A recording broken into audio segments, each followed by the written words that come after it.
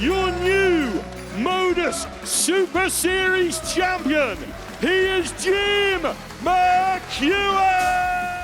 Being the best of, 140 players, it's a great feeling. I'm still playing the best, probably the best darts I've ever played in my life. Harrysson!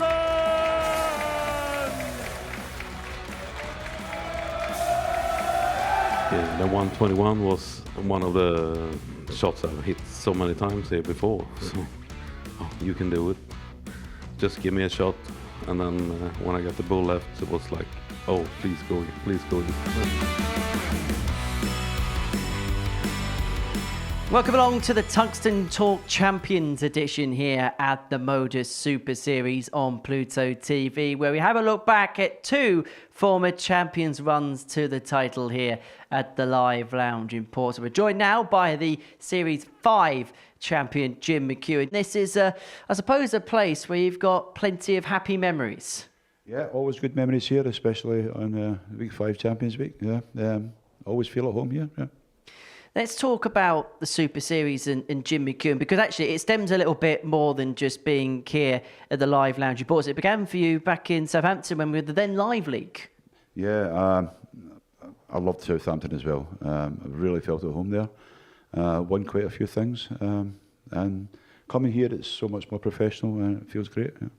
When you were playing there, particularly around 2021 going into 2022, was that the time where you were playing some of the best darts we saw from Chucky? Yes, short answer, yeah. Never got quite to that stage again since, but we're getting there. I'm feeling okay at the moment. What was the magic about that venue? Because as you say, you just had so many good memories there. I wasn't used to a stage and stuff like that at that time. I come into darts quite late, so I wasn't used to that. And the small, quiet room suited me.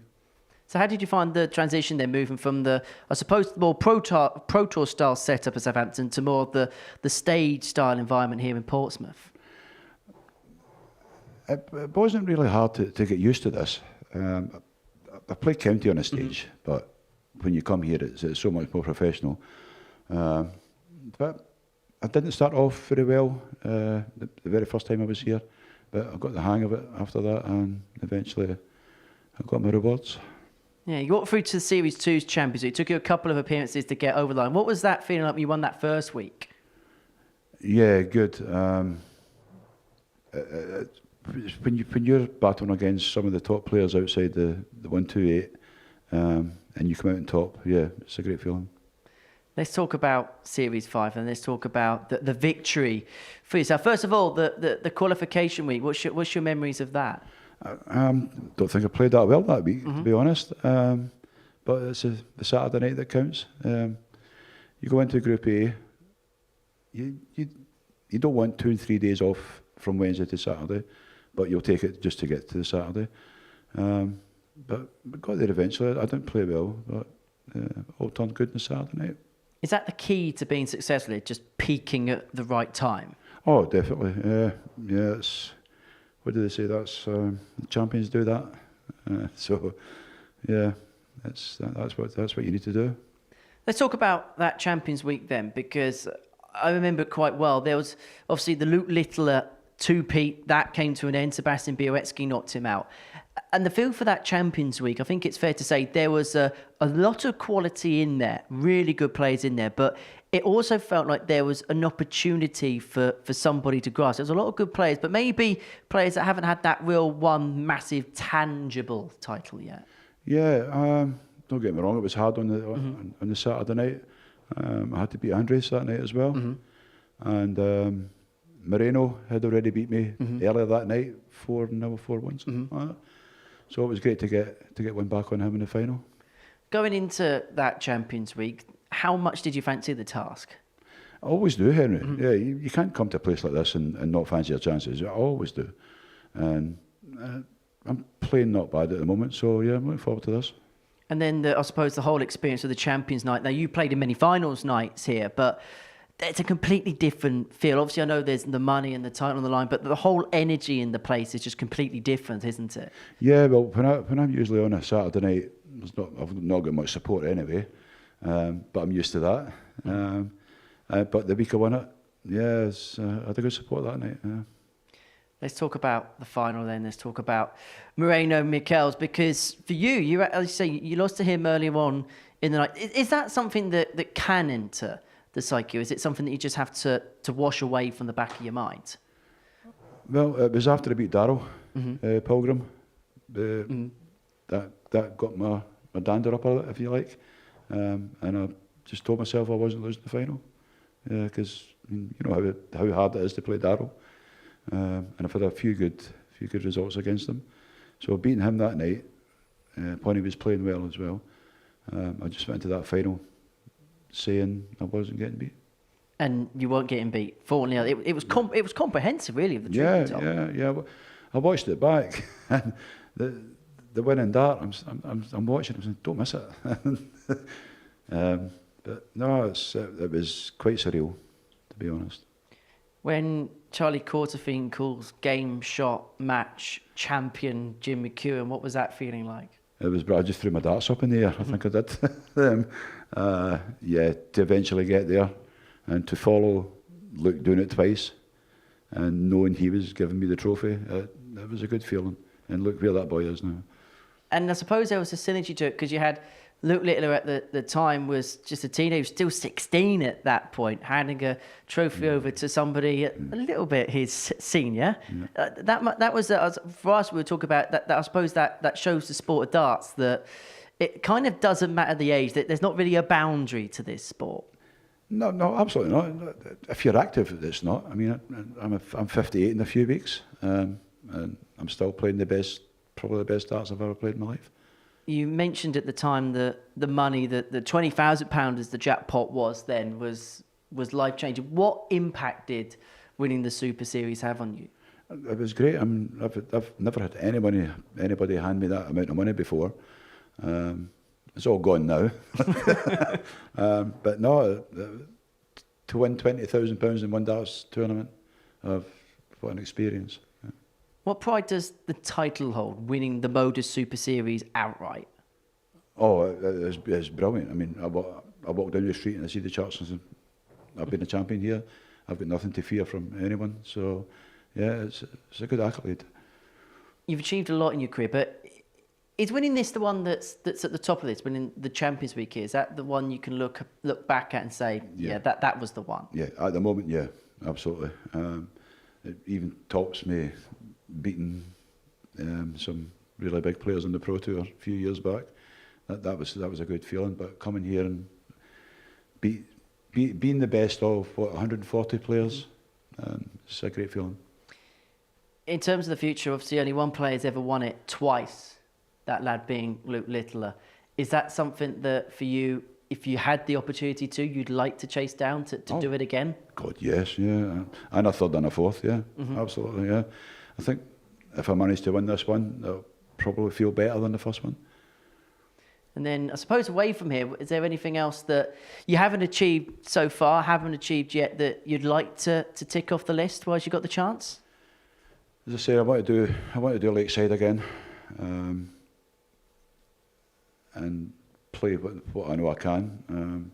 I was unfortunate to get beat the last time. Lakeside, I'd like another tilt at the seniors, but that's going a different direction now, it seems. So we'll see what happens. But at the moment, this is top priority at the moment. And I suppose for you, everything's kind of fluid in terms of darts at the minute. Just see what's what. Yeah, but where I stay, there's not a lot of darts. So it's good coming here. We've got local leagues and small tournaments.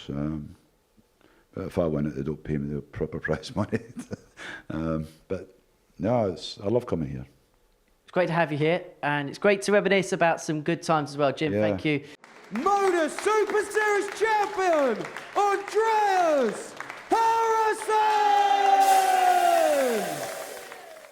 We have Andreas Harrysson, the Series 7 winner, with us here in the studio. Andreas, great to see you.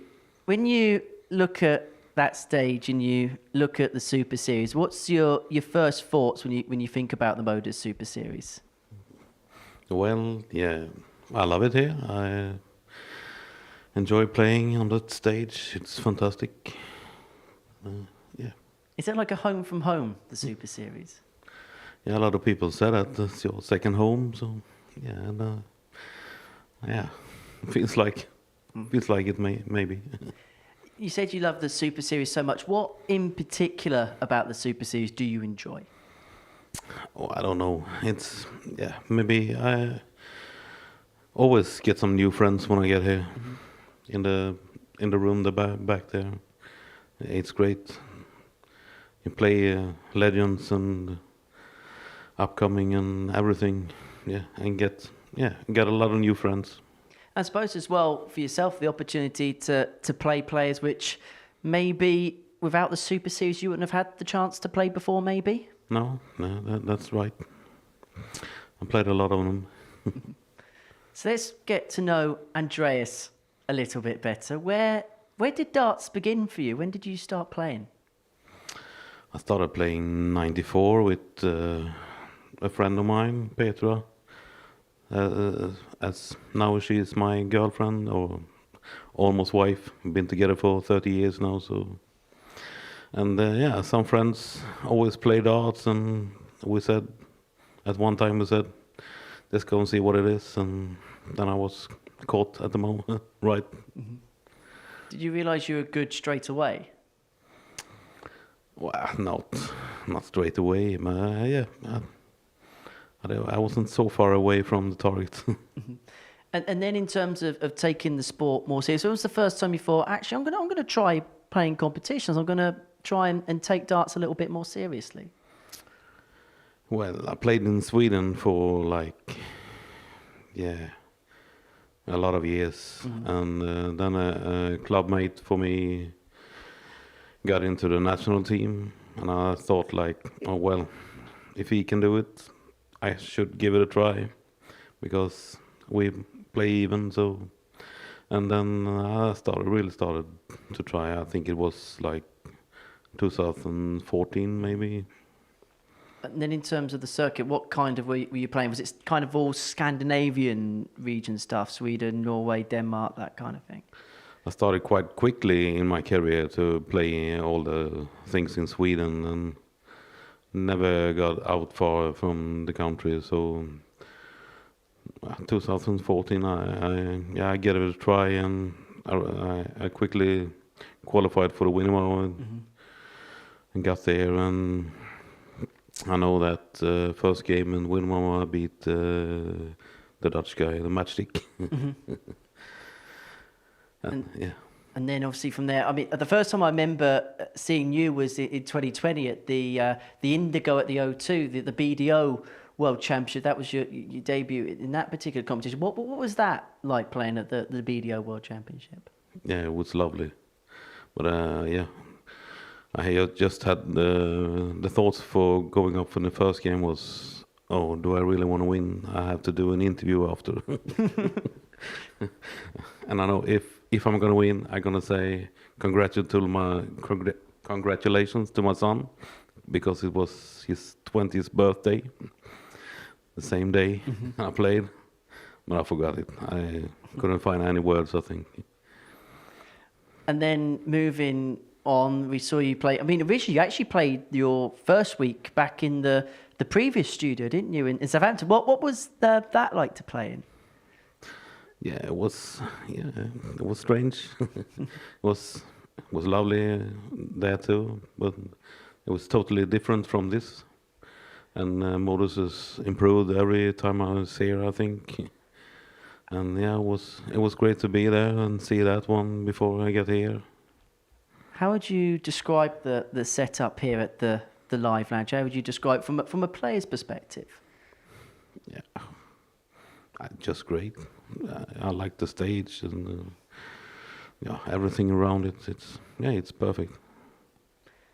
Let's talk about the big wins, because you've had a lot here at the Live Lounge. Let's go straight into Series 7, because you were knocking on the door for a fair while. You'd won a few weeks successively. You were beginning to really get a habit of winning here, weren't you? Yeah, I was a bit annoyed when I lost to Jim in the semi-finals, the first try I had at that. So, and I thought,